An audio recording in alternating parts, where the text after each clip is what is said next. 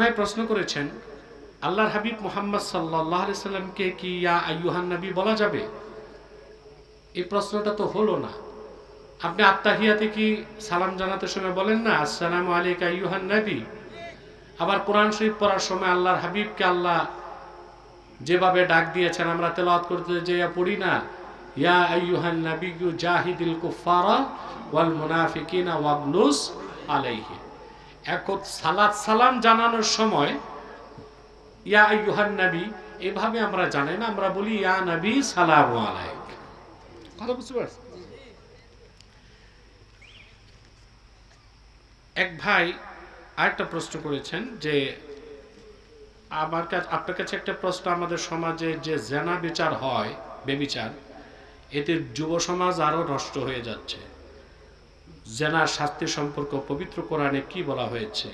কেউ জেনা করলে এর কি শাস্তি দেওয়া উচিত? দেখুন, জেনাকার বা বেবিচারীর শাস্তি কোরআন সুন্নাহর আলোকে কি? যদি বিবাহিত পুরুষ হয়, বিবাহিতা নারী হয়, তারা যদি জেনায় লিপ্ত হয়, 4 জন পুরুষ বালেগ সাক্ষী চোখে দেখলে তখন তাদের মৃত্যুদণ্ড কার্যকর হবে। রাজাম, পাথর বর্ষণ করে হত্যা করা হবে। এখন এখানে ইসলামী আইনের সূক্ষ্মতা দেখুন। আইন যত কঠিন, প্রয়োগ তার চেয়ে বেশি কঠিন। আইন যত কঠিন, প্রয়োগ তার চেয়ে বেশি কঠিন। একটা পুরুষ একটা মহিলা দরজা বন্ধ করে 2 ঘন্টা থাকলো, আপনার বলার অধিকার নাই যে তারা জেনা করছে। কথা বলে না? 2 ঘন্টাও যদি থাকে, ফতোয়ার কিতাবে আসছে দোয়াতের মধ্যে কলম যেভাবে ঢুকানো হয়, ওই রকম যদি দেখে কোনো নারীর সাথে কোনো পুরুষের সম্পর্ক, 1 জন পুরুষ চলবে না, 2 জন পুরুষ চলবে না, 3 জন চলবে না, 4 জন আকেল বালেক মহিলাও চলবে না, কারণ মহিলারা দেখে একটা বলে বেশি।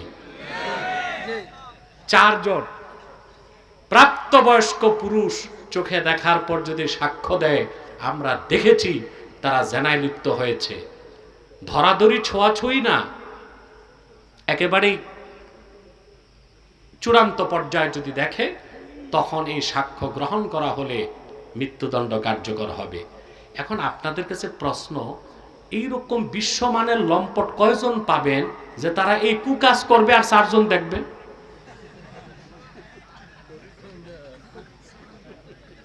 তার মানে হচ্ছে আইন যত কঠিন, প্রয়োগ তত কঠিন। সুবহানাল্লাহ। এখন যদি 4 জন পুরুষ ব্যক্তিকে দেখায় কেউ করে, ওই রকম লম্পট আর লম্পটনিকে যদি মৃত্যুদণ্ড দেওয়া হয়, এটি তো উচিত। কথা বুঝতে পারছেন? আর যদি অবিবাহিত হয়, অবিবাহিতা হয়, তখন রাজাম করা যাবে না, দোররা। কথা বুঝতে পারছেন? এখন আসেন, এটা কোন দেশে? যে দেশে শরিয়া আইনে রাষ্ট্র চলবে। শরিয়া আইনে রাষ্ট্র চলবে। এখন শরিয়া আইনে যে রাষ্ট্র চলবে, ওখানে কি শুধু আইনি শরীয়ত মোতাবেক চলবে না, শিক্ষাটাও শরিয়া মোতাবেক? লেনদেন, চরিত্র গঠন, সংস্কৃতি, সেই পরিবেশে জেনা বেবিচার হবেই তো কম। আর কমের মধ্যেও যদি 4 জন না দেখে মৃত্যুদণ্ড কার্যকর হবে না, কিন্তু সমাজ আর রাষ্ট্র ঠিক হয়ে যাবে। আজকে অবাক করা বিষয়, ধর্ষণের ব্যাপারে, জেনার ব্যাপারে শরীয়তের যে আইন 1500 বছর পরে প্রচলিত রাষ্ট্রগুলো তা মেনে নিচ্ছে। যেমন বাংলাদেশেও ধর্ষণের বিরুদ্ধে অধিক সংখ্যক মানুষের রায় হচ্ছে ধর্ষককে মৃত্যুদণ্ড দেওয়া হোক। কলকাতায় একটা ঘটনা ঘটলো, সেখানেও তারা আইন পাশ করেছে, ধর্ষকের শাস্তি কি? মৃত্যুদণ্ড। তাহলে ঘুরে ফিরে আমাদেরটাই মানতেছে এখন, ঠিক না?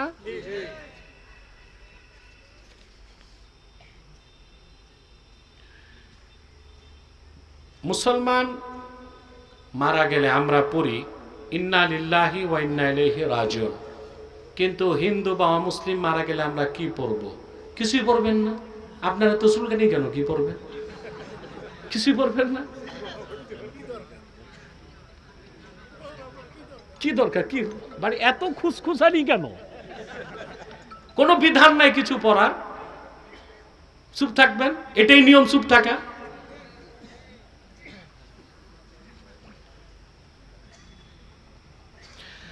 আল্লাহর ঘর মসজিদ যদি ওয়াকফ করা না হয়, ওই মসজিদে নামাজ পড়া যাবে কি? যদি মসজিদের জায়গাটা ওয়াকফ না হয় কিন্তু অথরিটি অনুমতি দেয়, কি দেয়, তাহলে ওখানে 5 ওয়াক্ত নামাজ না, জুমাও চলবে।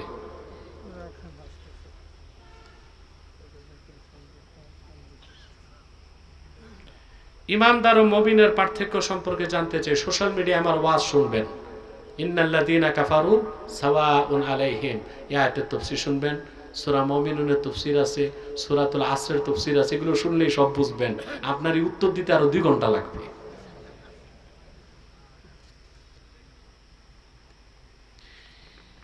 এক ভাই প্রশ্ন করেছেন, আল্লাহ তাআলা কি আরশে আজিমে সমাসীন নাকি সর্বত্র বিরাজমান?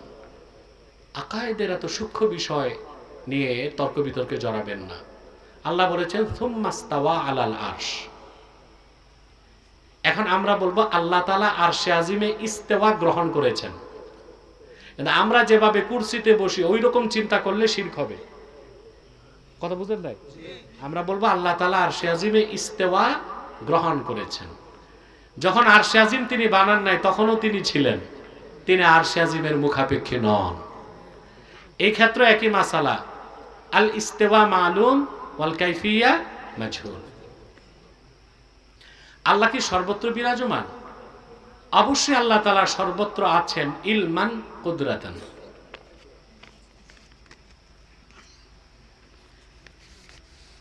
আল্লাহ রাসূল সাল্লাল্লাহু আলাইহি সাল্লামকে কি হাজির নাজির মানা যাবে কিনা, এটাও আকায়েদের একটা সূক্ষ্ম বিষয়। আপনারা মাঠে ময়দানে এগুলো আলোচনা করে ঈমান নষ্ট করবেন না। আমরা এটা বলি না যে আল্লাহর হাবিব সাল্লাল্লাহু আলাইহি ওয়াসাল্লাম হাজির নাজির, তবে আমরা বিশ্বাস করি আল্লাহর হাবিব মুহাম্মদ সাল্লাল্লাহু আলাইহি ওয়াসাল্লাম হায়াতুন নবী, তিনি জান্নাতুল ফেরদৌস রওজা মুবারক থেকে আরশে আজিম পর্যন্ত দেখার ক্ষমতা রাখেন। এই ক্ষমতা আল্লাহ তার হাবিবকে দান করেছেন। এই ব্যাপারে অসংখ্য সহিহ হাদিস আছে। যত দূরে কোনো উম্মত দাঁড়ায় সালাম পড়ল না, বসে, তা আল্লাহর হাবিব মুহাম্মদ সাল্লাল্লাহু আলাইহি সাল্লাম জান্নাতুল ফেরদৌস রওজা মুবারক থেকে দেখার ক্ষমতা রাখেন। নামাজে রফুল ইয়াদাইন করা যাবে কিনা? রফুল ইয়াদাইন মানে বারবার হাত তোলা, এটা রফুল ইয়াদাইন। বুঝি না? রফুল ইয়াদাইন হচ্ছে, আমরা তো প্রত্যেকেই রফুল ইয়াদাইন করি, একবার করি। কয়বার? আল্লাহু আকবার। আর সালাম ফেরানোর আগে আর করি। তো অনেকে, বিশেষ করে লামাযহাবী যারা, তারা রুকুতে যাইতে, সাজদাতে যাইতে, উঠতে বসতে বারবার রফুল ইয়াদাইন করে। দেখুন, ইসলামের সূচনা লগ্নে আল্লাহর হাবিবের পক্ষ থেকে নির্দেশ ছিল রফুল ইয়াদাইন করার। পরবর্তীতে আল্লাহর হাবিব সাল্লাল্লাহু আলাইহি সাল্লাম এই আমলটিকে মানসুখ করে দিয়েছেন। তো রফুল ইয়াদাইনের ব্যাপারে হাদিস সহিহ বুখারীতে আছে। এই জন্য লামাযহাবীরা বলে যে আমরা রফুল ইয়াদাইন করি, কিন্তু তারা এটা জানে না বুখারীতে বর্ণিত হাদিসটা মানসুখ হয়ে গেছে। আমরা হানাফিগণ রফুল ইয়াদাইন করি না, কারণ ওই হাদিসটা নাসেখ। 2টা হাদিস, একটা মানসুখ একটা নাসেখ, দুটাই বিশ্বাস করতে হবে, কিন্তু আমল করতে হবে নাসেখ হাদিস। মানসুখ হাদিসে বিশ্বাস আমল করা যায় না। নাসেখ মানসুখ দোনোটাই হাদিস, কিন্তু যেটা নাসেখ ওটা হাদিস এবং সুন্নাহ, আর যেটা মানসুখ ওটা সুন্নাহ না, শুধু হাদিস। এখন আমরা রফুল ইয়াদাইন কেন করি না? আমাদের কাছে ইমাম বুখারীর উস্তাদ আহমদ বিন হাম্বল তার মুসনাদে রওয়ায়াত করছেন। হাদিসটি আমি আপনাদেরকে শোনাচ্ছি আমার স্মৃতি থেকে। হযরত আব্দুল্লাহ বিন আব্বাস রাদিয়াল্লাহু তাআলা আনহুমা তিনি বর্ণনা করেছেন, আশারাতুন মান শাহিদা লাহুম রাসূলুল্লাহ সাল্লাল্লাহু আলাইহি ওয়াসাল্লাম মা কানু ইয়ারফাউনা আইদিয়াহুম ইল্লা ফি ইফতিতাহিস সালাহ। আব্দুল্লাহ বিন আব্বাস বলেছেন, আমরা আশারায়ে মুবাশশারার 10 জনকে আমি দেখছি, তাদের পিছে নামাজ পড়েছি। আশারায়ে মুবাশশারার 10 জনকে আমি দেখেছি, তাদের পিছে নামাজ পড়েছি। কোনদিন তাদেরকে একবার তাকবীর তাহরিমায় হাত তোলা ছাড়া দ্বিতীয়বার হাত তুলতে দেখি নাই। এজন্য বুখারী শরীফে বর্ণিত হাদিসটা মানসুখ, আব্দুল্লাহ বিন আব্বাস কর্তৃক বর্ণিত হাদিসটা কি নাসিখ। পানে জর্দা খাওয়া যাবে কিনা?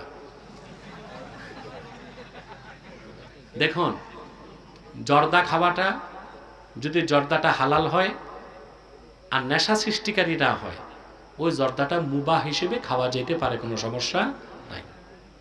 আর আপনারা বলবেন জর্দা হয় তামাক দিয়া, সিগারেটও তামাক আছে, তো সিগারেট যদি হারাম হয় তো জর্দা কেন হালাল হবে? আসলে প্রশ্নটা এইখানে। দেখুন, সিগারেটটা হারাম হওয়ার কয়েকটা কারণ, মাকরু তাহরিমা। তার প্রথম কারণ হচ্ছে যে যে তামাকটা আপনি সিগারেটে রাখেন ওইটা যে নিকোটিন থাকে ওটা আপনার স্বাস্থ্যের জন্য ক্ষতিকর। 2 নাম্বার হচ্ছে দুর্গন্ধ। 3 নাম্বার হচ্ছে আগুন, মুখে আগুন থাকে, এটা তাসাব্বুহ বি আহলিন নার, জাহান্নামীদের মুখে সবসময় আগুন জ্বলবে। তো সিগারেট যারা টানে ওদের মুখে আগুন জ্বলে, এত তো কারণে এটা মাকরুহে তাহরিমা। কিন্তু জর্দার মধ্যে তো ওগুলো পাওয়া যায় না। জর্দা কি দুর্গন্ধ না সুঘ্রাণ? আর হয় কিসের থেকে? হাদা পাতা। তো ওই পাতাটা তো সিগারেট বানানোর কারণে দুর্গন্ধযুক্ত হয়ে যায়, কথা বুঝতে পারছেন না? কিন্তু এটা যদি রিফাইন করা হয়, তারপরে কি দেওয়া হয়, কেমিক্যাল দেওয়া হয়, তখন তো আর কি থাকে না, দুর্গন্ধ থাকে না, আগুনও থাকে না, স্বাস্থ্যের জন্য খুব একটা ক্ষতিকারক না। হ্যাঁ, বলতে পারেন বেশি জর্দা খেলে তো হার্ট অ্যাটাক হয়, তো বেশি গরুর গোশত খেলেও তো হার্ট অ্যাটাক হয়, তো এটাও কি হারাম হবে নাকি? একটা সরাসরি ক্ষতি, আরেকটা ইনডাইরেক্টলি ক্ষতি। যাক, মৌলী সাহেব যারা জর্দা খান বেঁচে গেছেন।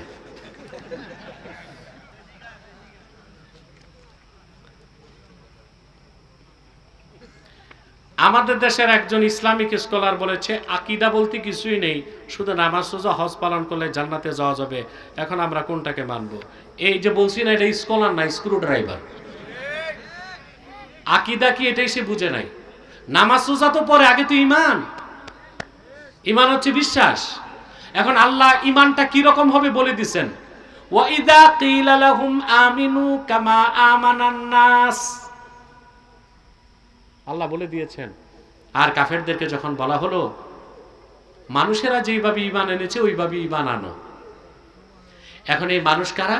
ইমাম সুয়ুতি তাফসীর করেছেন আমিনু কামা আমানান নাস, আমিনু কামা আমানা আসহাবু মুহাম্মাদিন সাল্লাল্লাহু আলাইহি ওয়াসাল্লাম।